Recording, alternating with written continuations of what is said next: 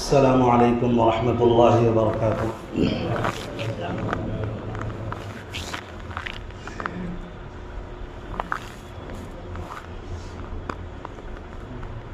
الحمد للہ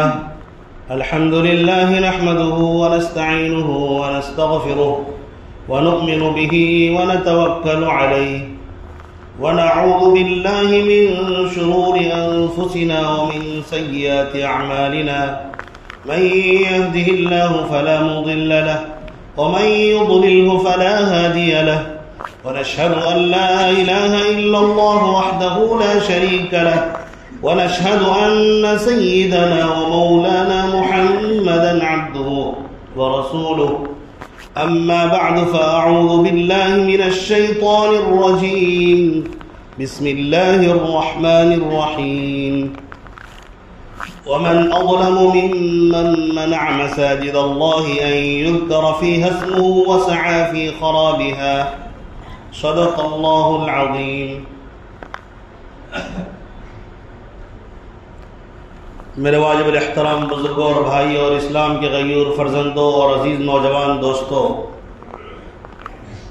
اللہ تبارک و تعالیٰ نے ہم سب کو ایمان کی دولت سے نوازا ہے، مسلمان بنایا ہے۔ یہ اللہ تبارک و تعالیٰ کا ہم سب پر بہت بڑا انعام ہے۔ ہم سب کو چاہیے کہ ہر ہمیشہ اللہ تبارک و تعالیٰ کا شکر ادا کرتے رہیں اور ایمان پر ہی موت آئے اس کی دعا کرتے رہیں۔ ہماری زندگی، انسانوں کی زندگی بڑی قیمتی ہے۔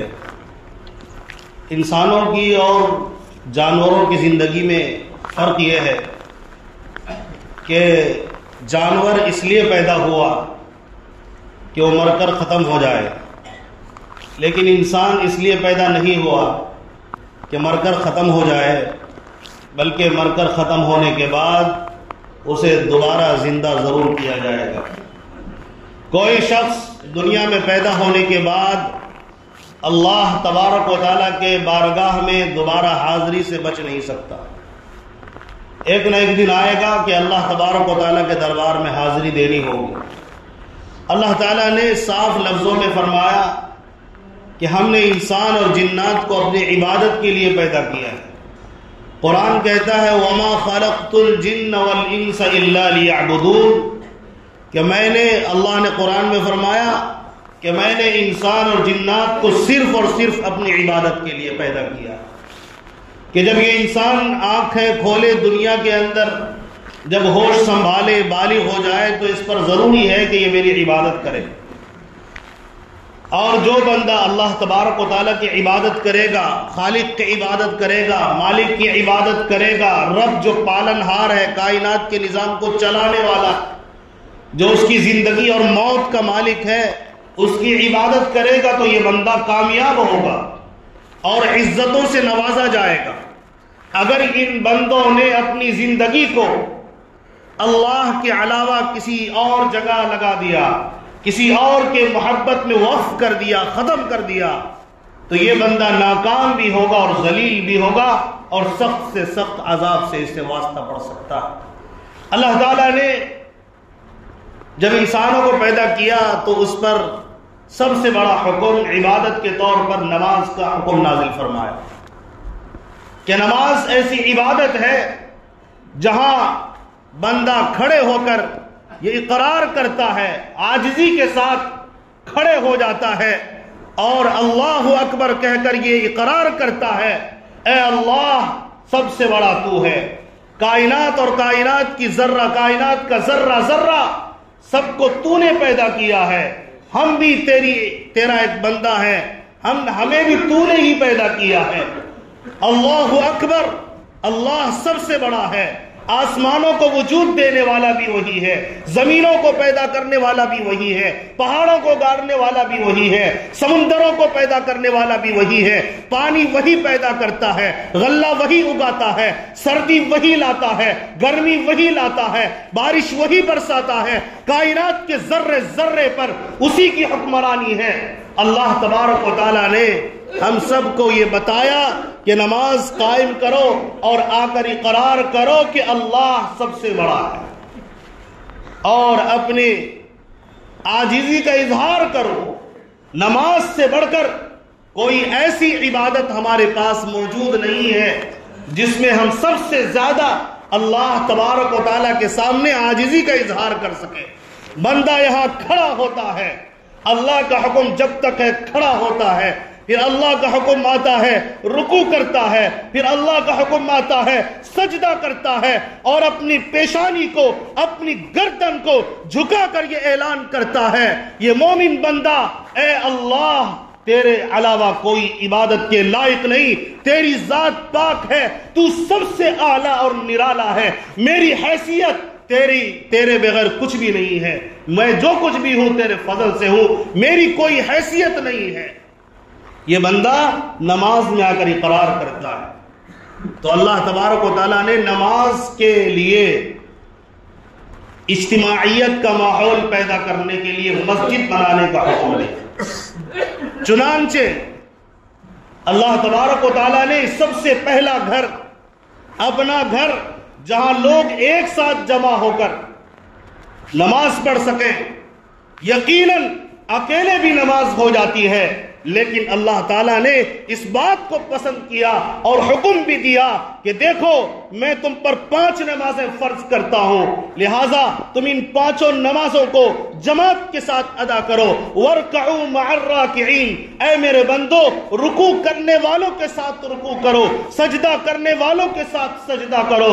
لہٰذا تمہیں چاہیے کہ تم ایک جگہ جمع ہو کر تم اجتماعیت کے ساتھ میری عبادت کرو۔ اور بھی احکامات ہیں، سب الگ الگ کر سکتے ہو، لیکن بہتر یہ ہے اور بلکہ ضروری ہے تمہارے لیے کہ تم اگر نماز کا وقت آ جائے تو نماز ایک ساتھ مل کر پڑھو۔ اس کے لیے کوئی ایسی جگہ بناؤ جہاں تم ایک ساتھ جمع ہو کر عبادت کر سکو۔ کعبۃ اللہ، اللہ تبارک و تعالیٰ نے مکہ کی سرزمین پر اس وقت نہیں بنایا کہ لوگ غلط فہمی کے شکار نہ ہو جائیں کہ جب نبی آئے تب اس کی تعمیر ہوئی۔ حضرت ابراہیم علیہ السلام نے جو تعمیر کی اس سے بھی پہلے اللہ تبارک و تعالیٰ نے حضرت آدم علیہ السلام کے زمانے میں اس کی تعمیر کی، بلکہ میں اس سے بڑھ کر بات کہتا ہوں، اللہ تبارک و تعالیٰ نے اس روئے زمین پر سب سے پہلا گھر فرشتوں کے ذریعے سے، تاریخ کو پڑھیے، کتابوں کو پڑھیے، پیارے آقا کی روایات کو پڑھیے، آپ کو ملے گا کعبۃ اللہ، اللہ تبارک و تعالیٰ نے اس روئے زمین پر پہلا گھر بنایا کہ یہاں صرف اور صرف اللہ کی عبادت ہوگی اور یہاں کسی کی عبادت جائز نہیں۔ اور اللہ تبارک و تعالیٰ نے اعلان یہ بھی کر دیا وَأَنَّ الْمَسَاجِدَ لِلَّهِ فَلَا تَدْعُوا مَعَ اللَّهِ أَحَدًا، اور مساجد اللہ تبارک و تعالیٰ کے گھر ہیں، یہ اللہ کے لیے ہوتے ہیں، لہذا اللہ کے علاوہ کسی اور کو یہاں نہ پکارنا، کسی اور کو پکارنا جائز نہیں۔ یہاں صرف اور صرف اللہ کو پکارا جائے گا، یہاں صرف اور صرف خالق کو پکارا جائے گا، یہاں صرف اور صرف مالک اور رب کو پکارا جائے گا، جو کائنات کے نظام کو چلانے والا ہے، جو انسان کی زندگی اور موت کا مالک ہے، انسان کے رزق کا بھی مالک اللہ ہے، انسان کو کھلانے پلانے کا بھی مالک اللہ ہے، جو مٹیریل پیدا کرتا ہے، اسباب پیدا کرتا ہے، سورج اور چاند بناتا ہے کہ روشنی پھیلے، اندھیرا چھٹے، جب رات کا وقت آتا ہے اللہ تبارک و تعالیٰ سورج اور چاند کو چھپا دیتا ہے، اسی ذات کا نام اس گھر میں لیا جائے گا، اس کے علاوہ کسی اور کا نام لینا اس گھر کے اندر جائز نہیں ہے۔ یہ اللہ تبارک و تعالیٰ نے پہلے ہی بتا دیا تھا، جب گھر کی تعمیر ہوئی تبھی بتا دیا، یہاں صرف اور صرف اللہ رب العزت کی ذات کو پکارا جائے گا، اللہ کے نام کو پکارا جائے گا۔ دنیا کے کسی حصے میں تم جس کو چاہو پکارو، لیکن جب یہاں آؤ گے صرف اور صرف اللہ کا نام لینے والا بندہ یہاں حاضر ہو، اور وہی اللہ کے نام کے علاوہ کسی اور کے نام کا چرچا یہاں نہیں ہونا چاہیے۔ اور بھی اجتماعیت کے ساتھ ایک ساتھ آ کر کھڑے ہو، کتنا خوبصورت پیغام اللہ تبارک و تعالیٰ نے ہمیں دیا۔ بعد میں چل کر فرشتوں کے ذریعے سے تعمیر ہوئی، آدم علیہ السلام کا بھی قبلہ رہا، بعد میں اور نبیوں کا قبلہ رہا، اس کے بعد یہ جس طرح سے دنیا آگے بڑھتی رہی، حضرت نوح علیہ السلام کا دور آیا، اللہ تبارک و تعالیٰ نے طوفان نوح کے ذریعے سے پوری کائنات کے انسانوں کو چند انسانوں کے علاوہ ختم کر دیا۔ صرف اس وقت میں موجود تھے اس روئے زمین پر 70-80 لوگ جو صرف اور صرف یہ کہتے تھے اللہ کے علاوہ کوئی عبادت کے لائق نہیں۔ یہ قرآن مقدس میں موجود ہے جو اللہ نے نازل کیا، اور سچی اور اچھی اور سب سے مضبوط کتاب جس کا آج تک ایک حرف تو کیا ذرہ زبر و زیر بھی تبدیل نہیں ہو سکا، اس کتاب میں یہ بات موجود ہے۔ اللہ تعالیٰ نے طوفان نوح کے ذریعے سے پوری دنیا کو ختم کر دیا۔ مطلب انسان کائنات کے اندر انسان، اسی طرح حیوانات جو سب ختم ہو گئے، چند کے علاوہ جو حضرت نوح علیہ السلام کی کشتی میں سوار ہوئے تھے۔ پھر کائنات کے نظام کو اللہ نے آگے بڑھایا، جب بستیاں نہیں تھی، ختم ہو گئی تھی مکہ کی خاردار وادیوں میں، وہ حصہ ختم ہو گیا تھا جہاں پر مسجد کعبۃ اللہ، مسجد الحرام کی تعمیر ہوئی ہے، وہ کعبۃ اللہ وہ ختم، اس کے نشانات مٹ چکے تھے۔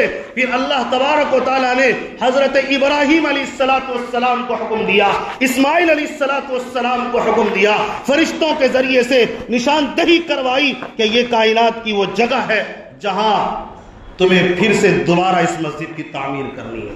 پھر یہ قوم آگے بڑھتی ہے، کئی سو سال تک عیسیٰ علیہ السلام کے بعد نبی نہیں آتے۔ ہمارے اور آپ کے آقا حضرت محمد صلی اللہ علیہ وسلم اور حضرت عیسیٰ علیہ السلام کے درمیان جو فاصلہ ہے، لکھنے والے لکھتے ہیں تقریباً 500-600 سال کا فاصلہ ہے۔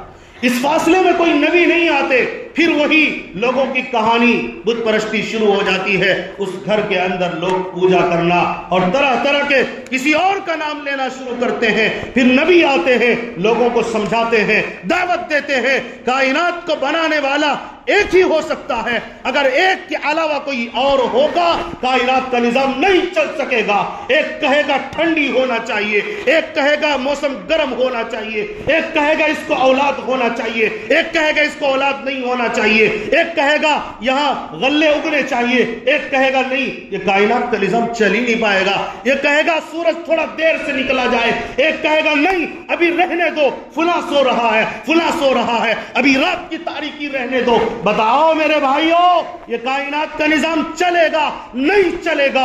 اسی کی دعوت اللہ کے نبی نے دی۔ اس وقت کے جو لوگ تھے اور بھی چیزوں کی پوجا کرتے تھے، وہ بھی مانتے تھے کائنات کا نظام چلانے والا اکیلا ہے، لیکن میں کسی اور کو بھی مانتا ہوں جو اس کے قریب ہمیں کر دے۔ لیکن اللہ کہتا ہے وَإِذَا سَأَلَكَ عِبَادِي عَنِّي فَإِنِّي قَرِيبٌ، کسی اور کے واسطے کی ضرورت نہیں ہے، میں ہر بندے کے قریب رہتا ہوں۔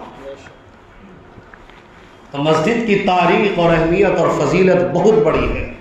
مسجد کے اندر اجتماعیت اللہ تبارک و تعالیٰ سکھاتا ہے، اور ایسی اجتماعیت، ایسے ڈسپلین، ایسا اتحاد، ایسا اتفاق کسی اور مذہب میں آپ کو نہیں ملے گا۔ کسی اور مذہب میں آپ جائیں وہاں ایک ساتھ عبادت ضروری نہیں ہے، لیکن مذہب اسلام میں آپ آؤ گے اتنا ڈسپلین ہے، اتنا اتحاد ہے، اتنا اتفاق ہے۔ کہا گیا ایک آدمی امام بن کر کھڑے ہو، پیچھے مقتدی 100 ہو، 1000 ہو، بڑے سے بڑے لوگ موجود ہو، امام کے پیچھے وہ کھڑے ہو، جس کو قرآن زیادہ آتا ہے وہ آگے کھڑا ہوگا، قرآن کی تلاوت کرے گا، سب خاموشی سے قرآن مقدس کی بات کو، آواز کو سنیں گے، اللہ کے پیغام کو سنیں گے۔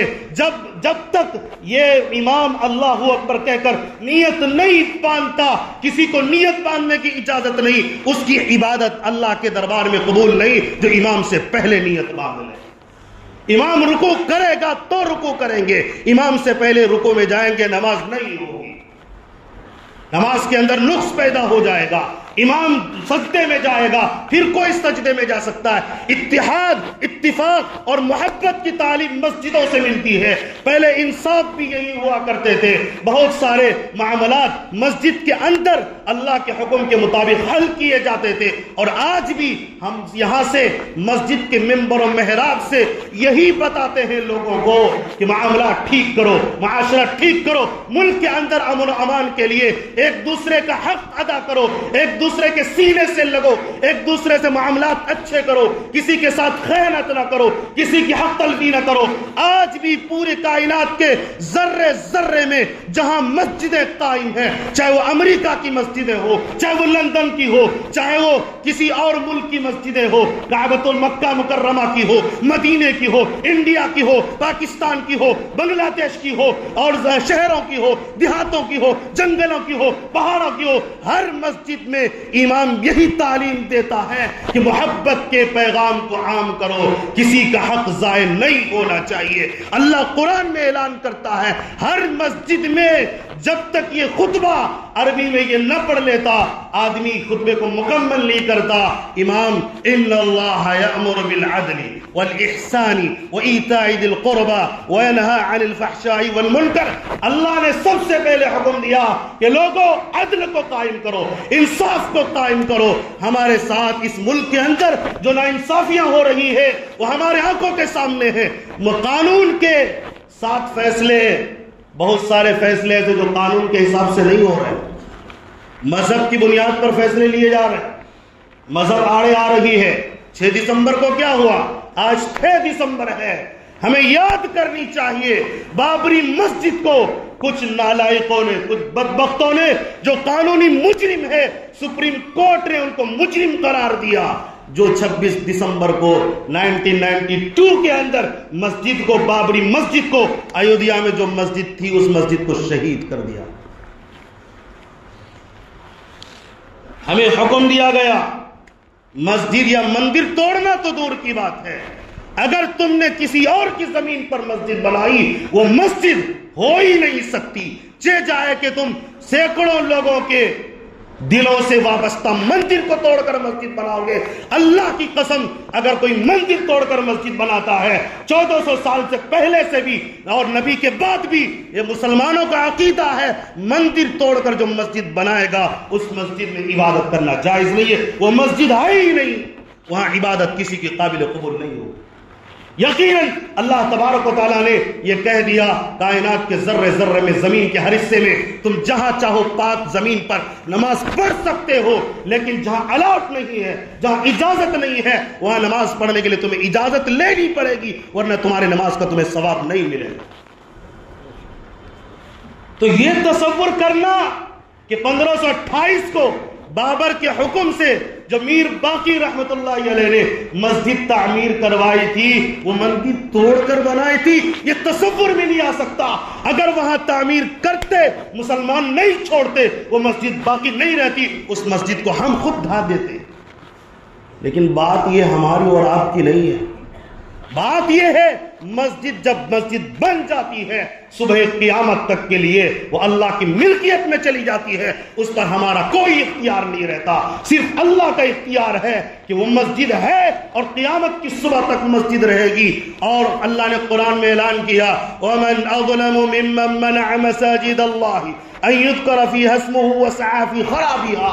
دنیا کے اندر اس سے بڑا ظالم کون ہوگا جو مسجدوں سے لوگوں کو روک دے، وہ کہ اپنے رب کو پکارے، اپنے مالک کو پکارے، اپنے گاڈ کو پکارے، اپنے خالق کو پکارے۔ ارے تم اس سے روکو گے؟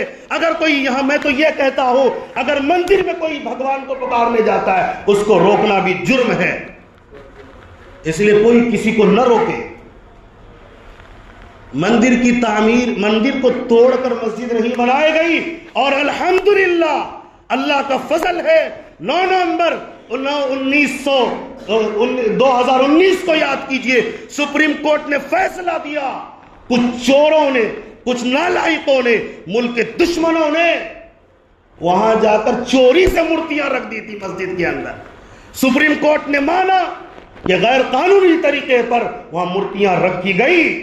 ہم یہ امید کرتے ہیں سپریم کورٹ سے، یہ جو مجرم تھے اس وقت میں، جو مورتیاں رکھنے والے تھے، چونکہ وہ جرم آپ نے خود لکھا نا، غیر قانونی طریقے پر بابری مسجد کے اندر مورتیاں رکھی گئی، وہ غیر قانونی کام کرنے والے کو سزا ہوتی ہے، ہم امید کرتے ہیں اس کو سخت سے سخت سزا ملے گی۔ جس نے وہاں مورتی رکھ کر ملک کے اندر فساد مچایا، لاکھوں کروڑوں لوگوں کے خرچے ہو گئے، کوٹ کے لوگ چکر کاٹتے رہے، اور آپس میں ہر مذہب کے ماننے والوں میں اتحاد ٹوٹ گیا، کتنے لوگ قربان ہو گئے، کتنے لوگوں کا خون بہا۔ اس جھگڑے کے چکر میں ان مجرموں کو سزا ہونی چاہیے۔ کتنے پیسے ضائع ہو گئے، ججوں کے، وکیلوں کے کتنے اوقات ضائع ہوئے، کتنے وکیل تو مر گئے کیس لڑتے لڑتے۔ تاریخ بھلانے کی کوشش کرو گے، سپریم کورٹ کہتا ہے تاریخ یاد رکھنا مورتیاں چوری سے رکھی گئی تھی۔ لوگ کہتے ہیں نا بھگوان پرکٹ ہوئے تھے، سپریم کورٹ کہتا ہے نہیں، غلط، مورتیاں رکھی گئی تھی چوری سے۔ یہ سپریم کورٹ کا فیصلہ ہے۔ ہم سپریم کورٹ کو کل بھی مانتے تھے، آج بھی مانتے تھے۔ سپریم کورٹ نے ایک بات اور کہی، جو تم الزام لگا رہے ہو سالوں سے کہ مندر توڑ کر مسجد بنائی گئی، اس کی کوئی دلیل نہیں ہے۔ مندر توڑ کر مسجد نہیں بنائی گئی، خالی پڑی ہوئی زمین پر مسجد بنائی گئی۔ یہ سپریم کورٹ مان رہا ہے۔ تو سپریم کورٹ نے یہ بھی مانا مورتی رکھنے والے بھی فسادی اور مسجد توڑنے والے بھی مجرم ہیں۔ اس لیے یہ تاریخ کو ہم اپنی نسلوں کو یاد دلاتے رہیں گے، اور ہم ارادہ رکھیں گے کبھی تو ایسا موقع آئے گا جب ہمیں انصاف ملے گا۔ لیکن سپریم کورٹ کی وجہ جو بھی رہی ہو ججوں کی، انہوں نے پھر یہ سب سنانے کے بعد فیصلہ جس کے ہاتھ میں دے دیا، جنہوں نے مورتیاں رکھی، جنہوں نے ہماری مسجد کو شہید کیا، انہیں کو پھر واپس مل گئی۔ یہ ظلم ہے، لیکن ہم چونکہ سپریم کورٹ کے آدیش کو مانتے ہیں، احترام کرتے ہیں، اس لیے الحمدللہ کوئی مسلمان سڑکوں پر نہیں اترا، سب نے اس فیصلے کو مانا اور آئندہ بھی مانیں گے۔ لیکن یہ امید کرتے ہیں، اپنی نسلوں کو بتائیں گے، اگر کوئی کبھی انصاف کے محکمے میں یہ بات پہنچے سپریم کورٹ کے یہ آدیش کے تحت جو دلیلیں دی گئی تھی مندر توڑ کر مسجد نہیں بنائے گی، یہ آئے گا اور فیصلہ ہمارے حق میں آئے گا، اور اللہ سے ہم دعا بھی کرتے ہیں۔ لیکن اس کے نتیجے میں کچھ لوگوں نے قانون کو توڑ کر اور بھی مسجدوں پر بولنا شروع کر دیا، اور مسجدوں کے خلاف کیس کرنا شروع کر دیا، اور کہا جا رہا ہے کہ سنبل کی مسجد کے نیچے، سنبل کی مسجد کے اندر مندر تھی یا کیا تھا خدا جانے، یہ کہاں سے خواب دیکھ لیتے ہیں۔ اتنے سالوں سے مسجد وہاں ہے، کبھی کسی کو نظر نہیں آیا۔ تم اتنے بڑے عقل مند ہو گئے، تم کو جو پہلے کی باتیں وہ بھی پتہ لگ جاتی ہے۔ واہ رے انسان، پہلے کے لوگ تم سے زیادہ بد عقل تھے، اب تم نئے نئے لوگ پیدا ہوئے ہو۔ یہ سارے مکار، یہ جھوٹے ہیں، ان کا بالکل بائیکاٹ ہونا چاہیے۔ اور جو نچلی عدالتیں ہیں ان کو سمجھنا چاہیے یہ جو فیصلے آپ کر رہے ہو سروے کے، یہ مسلمانوں کے حق میں یا کسی کے حق میں، ملک کے حق میں بہتر نہیں ہے۔ اس کو سمجھیے، آپ ملک کو آگ کے انگارے کی طرف لے جا رہے ہو۔ سنبل کی ایک مسجد پر آپ نے سروے کا حکم دیا، سروا جب ایک دن سروے کیا گیا، اس دن اگر کوئی فساد نہیں ہوتا، دوسرے دن آ کر فساد مچاتے ہیں۔ یہ اکھلیش یادو پارلیمنٹ کے اندر کہتے ہیں یہ فساد کے ارادے سے یہ دوسری مرتبہ پھر سروے کے لیے گئے۔ میں پوچھنا چاہتا ہوں اس دروازے کو کیوں کھولتے ہیں آپ؟ 1991 ورشپ ایکٹ کو کیوں بھول گئے؟ قانون توڑو گے، ملک کے اندر فساد مچے گا۔ آج مسجدوں میں مسجد تلاش کر رہے ہو، اور کل کے دن کچھ لوگ آئیں گے مندر میں مسجد تلاش کریں گے۔ یہ ملک کہاں جائے گا؟ ابھی 5 مرے ہیں، کل کتنے مریں گے اس کا کچھ پتا نہیں۔ یہ دنگا کرنے والے کا کوئی مذہب نہیں ہوتا، لیکن دنگا کرنے کے دوران مذہب کے اچھے اور سچے ماننے والے مارے جاتے ہیں، عورتیں بھی ماری جاتی ہیں، مرد بھی، اور معصوم بچے بھی دنگوں میں، اور کتنوں کے گھر اجڑتے ہیں۔ اس لیے نچلی عدالتوں کو سوچنا چاہیے، اور سپریم کورٹ سے جو امید تھی وہ امید شروع ہو گئی ہے۔ انہوں نے سنبل کی مسجد کے سروے کو بند کر دیا، اور ہمیں امید ہے یہ کتاب آئندہ نہیں کھولی جائے گی۔ ورنہ یاد رکھا جائے، ایک ایک جج کو، ایک ایک وکیل کو یاد رکھنا چاہیے کہ لگے گی آگ تو آئیں گے، لگے گی آگ تو آئیں گے زد گھر، آئیں گے گھر کئی زد میں۔ یہاں پر ہمارا مکان صرف تھوڑی ہے، سبھی کا خون شامل ہے اس مٹی میں، کسی کے باپ کا ہندوستان تھوڑی ہے۔ مسلمانوں نے بھی قربانیاں دی ہیں۔ تاریخ کو بھلائیے گا آپ نہیں بھلا سکتے. ہندوؤں نے قربانی دی ہے, سکھوں نے قربانی دی ہے, عیسائیوں نے قربانی دی, گردنوں کو کٹایا. اس ملک کی خوبصورتی میں آگ لگانے والے کو ہوش میں آنا چاہیے, ورنہ ہر طرف, ہر گھر کے اندر اور ہر ہوٹل کے اندر اور ہر مکان کے اندر تم مندر ڈھونڈنے لگو گے, کچھ لوگ مسجد ڈھونڈے گا, اور لوگ جو ہے بے روزگاری سے مر جائیں اور اسی طرح مہنگائی سے مر جائیں. اس کے بارے میں کوئی فکر نہیں. لوگ جاہل مر جائیں گے, تعلیم کی ان کو فکر نہیں. اور جو ملک کی صورتحال بدنامی ہے پورے ان دنیا کے اندر وہ ایک الگ ہو رہی ہے. اس لیے کسی کو بیوقوف نہ سمجھا جائے. کل کے دن ہو سکتا ہے مسلمان پھر مندروں میں جا کر مسجد ڈھونڈنے لگے. ظاہر ہے وہاں بھی جھوٹ کے فیصلے ہو رہے, جھوٹ کے مقدر سروے کے نام پر. ارے سروے کرو, کچھ کرو, یہ غلط ہے, 1991 ایکٹ کے خلاف ہے. ہم کل بھی قانون کو مانتے تھے اور آج بھی مانتے ہیں. سمویدھان سے ملک چلے گا. مذہب کے نام پر فیصلے آئیں گے, یہ ملک کے اندر مذہب کے خلاف یا مذہب کے نام پر فیصلے آئیں گے, ملک کا نظام نہیں چل سکتا ہے. ملک کے اندر جو کچھ ہو رہا ہے آنکھوں کے سامنے, یہ اس سے پہلے بھی بہت ہو گئے, اور جو بھڑکاؤ بھاشن دے رہے ہیں ان کو سوچنا چاہیے. ملک جو ہے محبت سے چلا ہے, آئندہ بھی محبت سے چلے گا. آپ بیچ میں اگر چاہو گے اس طرح کی باتیں ہو جائے, یہ ملک کے اندر یہاں کے لوگوں میں, یہاں کے مذہب کے ماننے والوں میں یہ استطاعت ہی نہیں ہے کہ آپ مذہب کی بنیاد پر ملک کے نظام کو چلاؤ. نہیں ہے استطاعت. یہ لوگ مر جائیں گے, کٹ جائیں گے. اور آپ لوگ بیٹھ کر عدالتوں میں اس لیے نہیں بیٹھے کہ آپ جو ہے سمویدھان کی خلاف فیصلے دے دیں. آپ بھی مجرم ہیں سمویدھان کے اعتبار سے. اگر آپ غلط فیصلے دے تو آپ جج ہو تو کیا ہوا, وکیل ہو تو کیا ہوا, سمویدھان کے حساب سے آپ کو فیصلہ لینا ضروری ہے. اللہ تبارک و تعالی ہم تمام کو ملک کے قانون کی حفاظت کرنے کی توفیق نصیب فرمائے, اور جو جج وکیل ہیں اللہ ان کو بھی ہدایت نصیب فرمائے کہ وہ فیصلے سمویدھان کے حساب سے دیں, غلط فیصلے نہ دیں.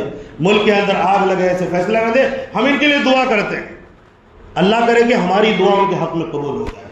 اللہ تبارک و تعالی ہم تمام کو کہنے سنت زدہ عمل کی توفیق عطا فرمائے. آمین وآخر الدعوانا الحمدللہ رب العالمین.